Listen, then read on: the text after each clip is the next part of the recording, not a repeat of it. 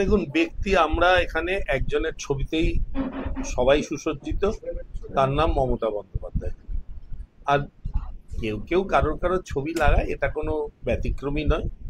আমরা মূলত মমতাদির ছবি মাথার ওপরে রাখি, আর আমাদের পাশে থাকে অভিষেকের ছবি।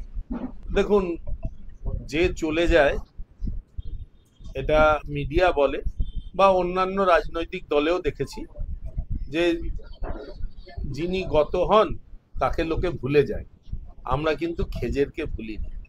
তার সব থেকে বড় উদাহরণ, ওনার খেজেরের মাকে আর ওর বোনকে সম্বর্ধিত করতে পেরে খেজেরের আত্মা শান্তি পেল কিনা আমি জানি না, কিন্তু আমি নিজেকে ধন্য মনে করলাম।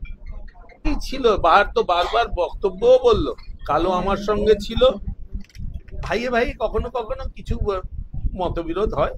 আপনার বাড়িতেও যদি আপনার দুই ভাই থাকেন, দেখবেন বিশেষ করে একটু অনটনের পরিবারে রোববারের বাজারে ছোট ভাই মাংসের দুটো বেশি পিস নিয়ে নিলে বড় ভাই একটু গোসা হয়।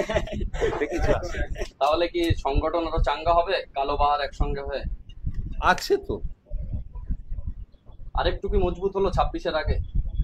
26-এর আগে 2008 সালে এখানে ঢুকতে পারিনি।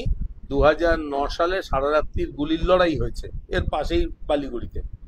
আর 26-এর আগে লস্করহাটিতে আমার মনে হয় এখানে অন্য দলের কর্মী খুঁজতে সময় লাগবে। দেখুন, দাদা এসছেন, এর থেকে বড় খুশি আর কেউ আমি হব না। বিরাট খুশি আমি। বহুদিন পরে দাদা আমাদের অফিসে এসছেন। দাদা জিম সেন্টার উদ্বোধন করেছিলেন, দাদা আমাদের এই অফিসও উদ্বোধন করেছিলেন, তারপরে আমপান ঝড়ে ভেঙে যেতে তারপরে দোলাদি পুণ্যেন্দু যেটি উদ্বোধন করেছিলেন। কোনো বদল নয়, ছবি কোনো বদল হয়নি। দেখুন, ছবি ছবিই আছে। দেখুন, কে এই সবগুলো বলছে আমরা জানি না।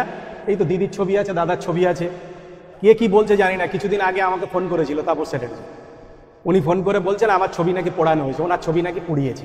আমি একটা কথাই বললাম যে আপনি লোক পাঠিয়ে দিন। টুটুন গাজী উপপ্রধান এসেছিলেন, এসে দেখেছেন, বলছেন না এরকম তো কোনো ব্যাপারই নেই। দেখুন, অনেকে অনেক কিছু বলবেন, এতে আমাদের কোনো মাথা ব্যথা নেই।